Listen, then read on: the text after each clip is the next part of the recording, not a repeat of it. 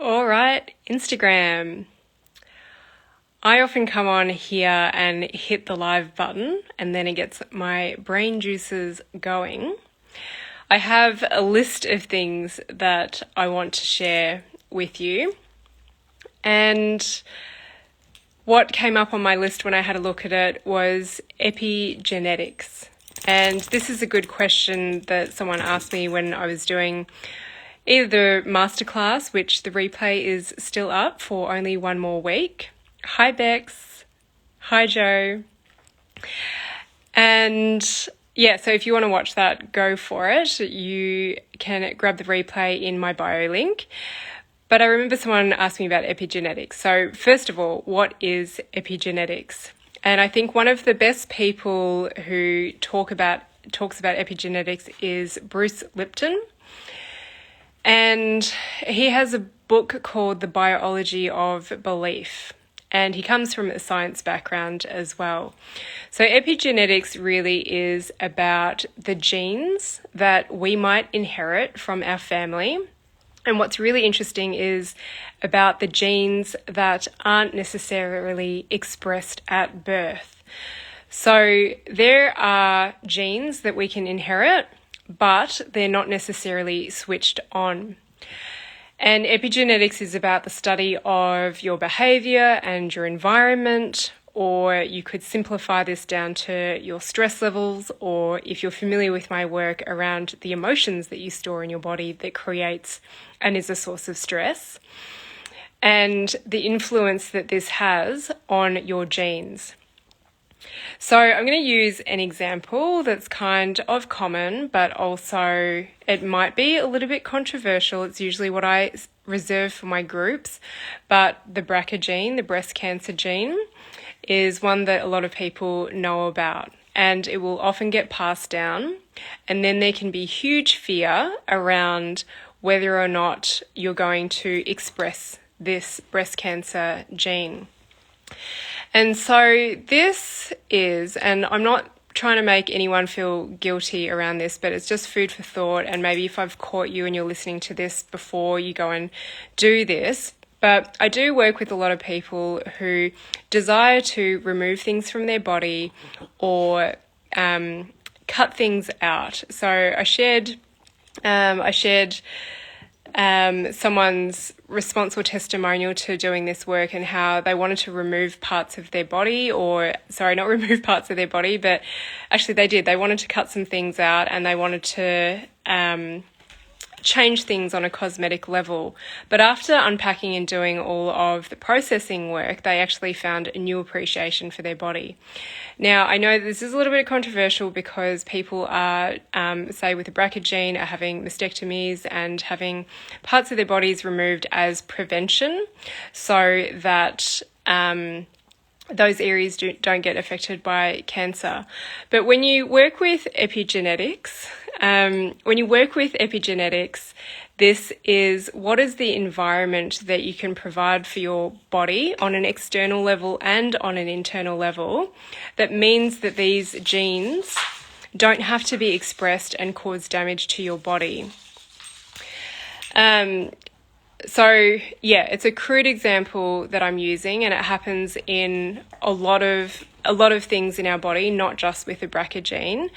But when you work with at the emotional level, and for those who really relate to emotions manifesting in your body, your mental body, behavioral, and your physical body, you can't just remove things and expect that the problem's going to go away, because there are a lot of secondary areas where things can show up. And I also don't say this to instill fear in you, but if the emotion that was going to trigger a gene to turn on was there, but you've removed the part that was supposedly going to get affected because your body gets into a state of stress, then if that body part's not there, the body is going to find some other way to manifest this issue.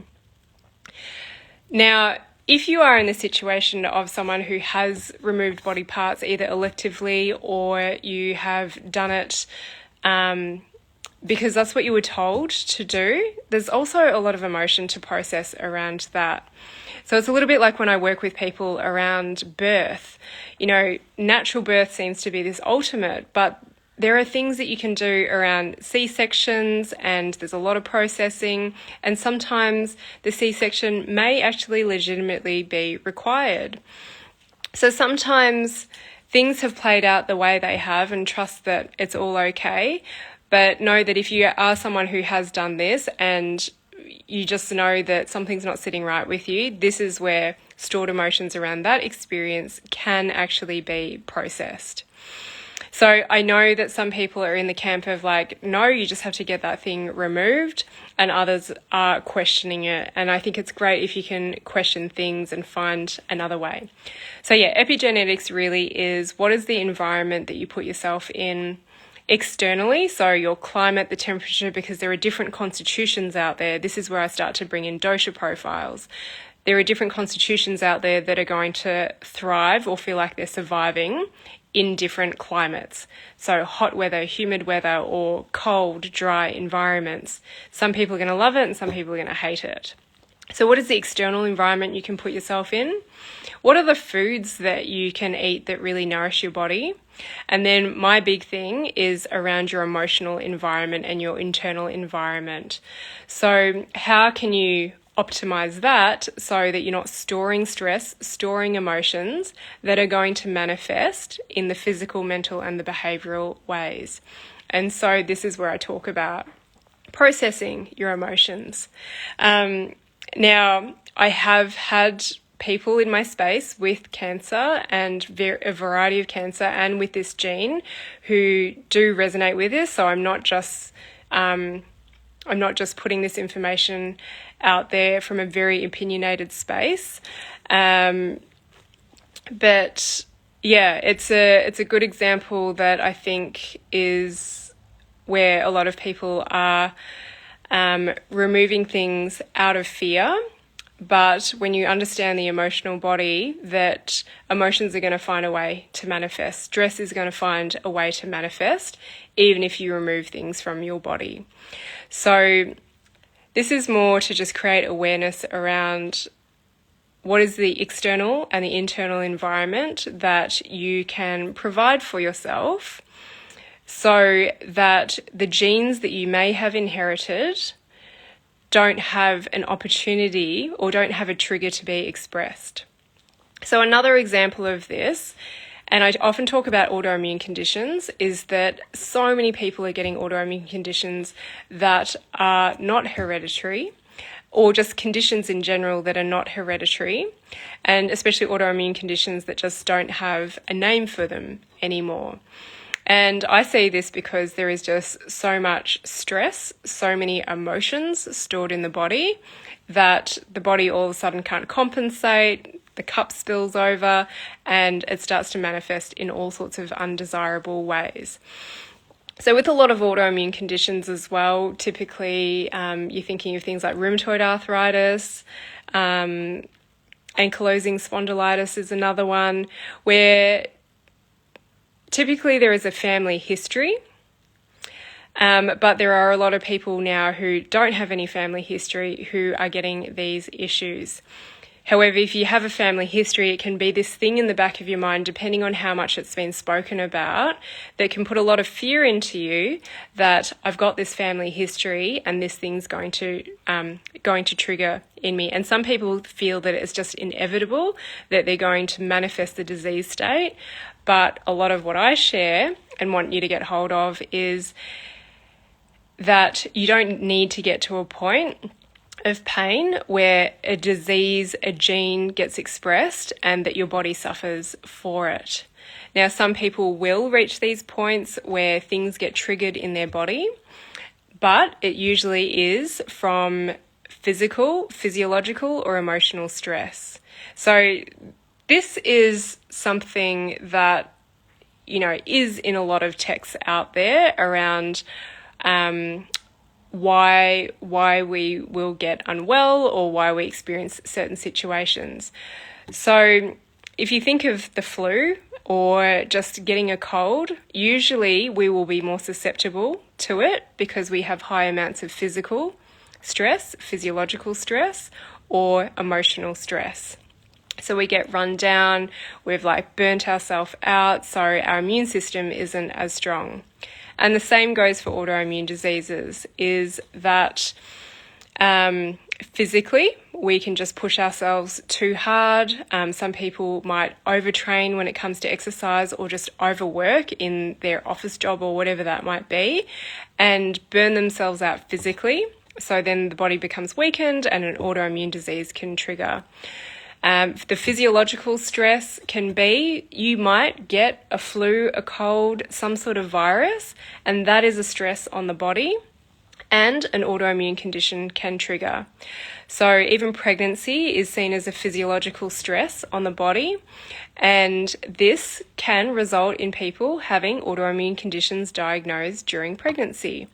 Now, usually it's not the pregnancy that's the issue in this case.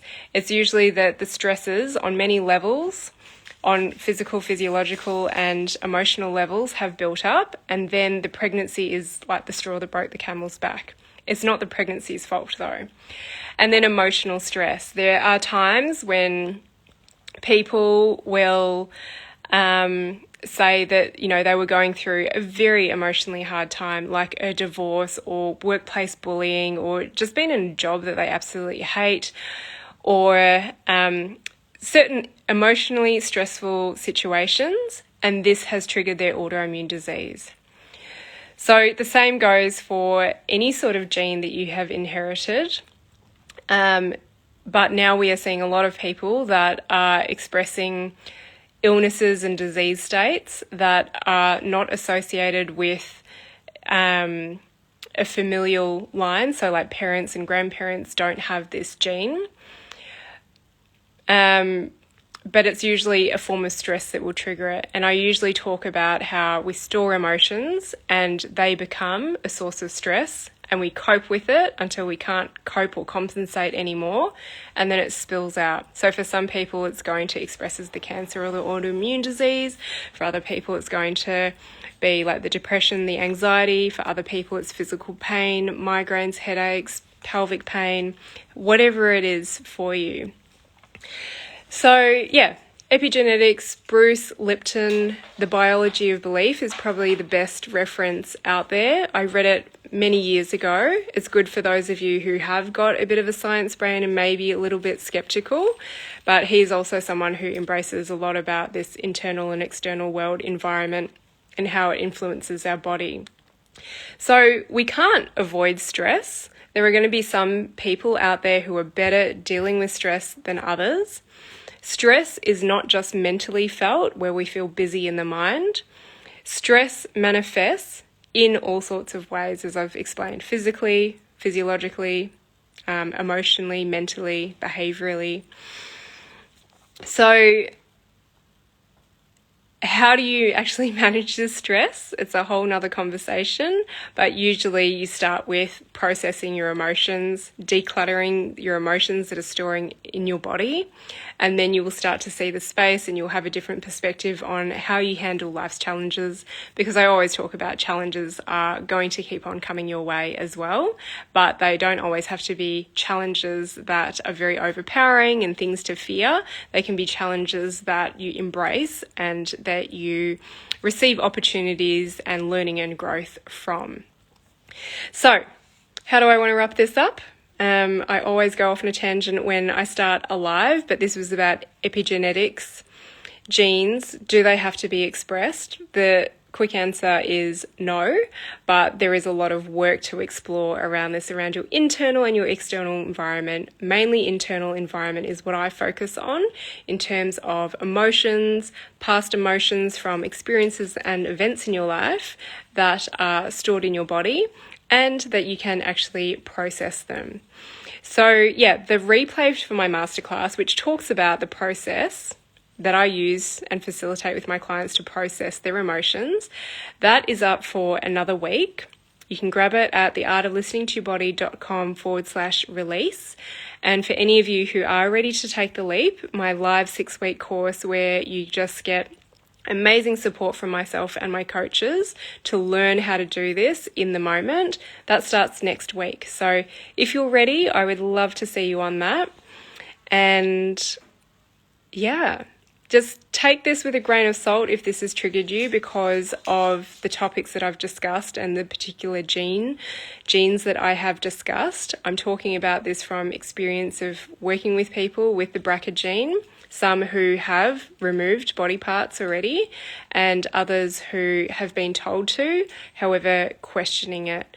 And yeah, epigenetics is amazing. So if you want to dive into the biology of belief, then I highly recommend it.